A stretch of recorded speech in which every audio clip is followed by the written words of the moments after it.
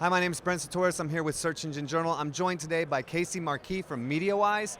Casey is really well known, especially over the last couple years, for being obsessed with beacons. I mean, we talk about beacons all the time. We do. As a futurist, I really am excited about beacons. But one of the things I wanted to jump right in and talk to you a bit about is beacons has been discussed for quite a bit, but the implementation of it seems to be kind of a tough thing for like the forward progression of everybody getting involved with it. How much are people utilizing beacon technology today? Is it pretty large, or is it Well, still? you know, it's larger than people think. A lot of the bad press that beacons get is just that consumers as a whole don't get it. Beacons that are kind of the, kind of the new step kid on the block. They're a way to hyper-local market to your existing customers.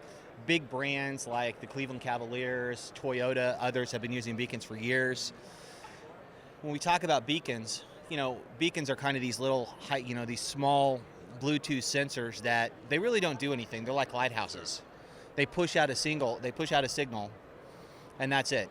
They just tell users, they provide users and consumers the ability to do tasks that will further either the retail experience or the customer contact experience.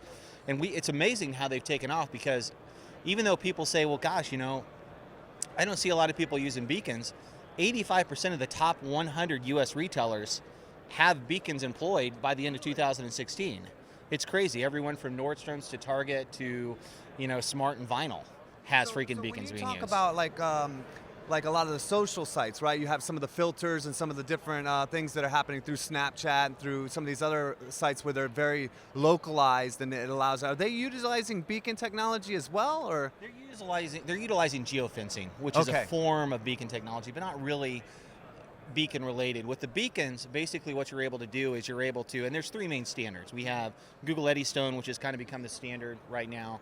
We got the Apple iBeacon, which was the first on the scene about 3 years ago. And then we've got this alt beacon, which is kind of like, we'll call it like the, Bing of beacons. It's there, it's got a nice committed following, but Sure. Its market share has never changed. So how are people utilizing this? I mean, what's some good examples of the hyper-local targeting, that people are utilizing beacons for? Well, and that's a very good question, and it runs the gamut. You can use beacons like, for example, most people have an Apple iWatch now.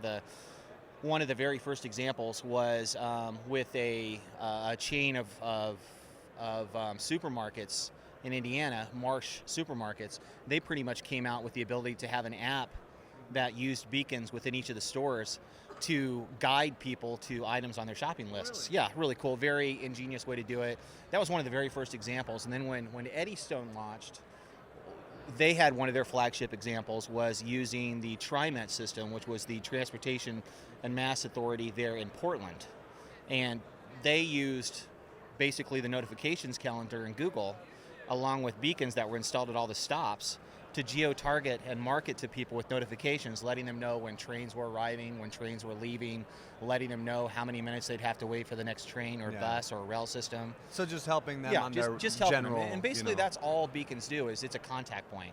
It allows you to fulfill the need of the user in real time. I mean, that's really what we want to do. Is there a way, like, for instance, like it seems like a lot of it has to do with like a service or a product, but what if I have something that I want to market in somebody else's zone? Yeah, that's interesting, because one of the main risks that people had said about beacons was like, well, what's to stop someone from setting up a beacon, say, at the entrance or exit of a popular venue and target them with malware and things like that?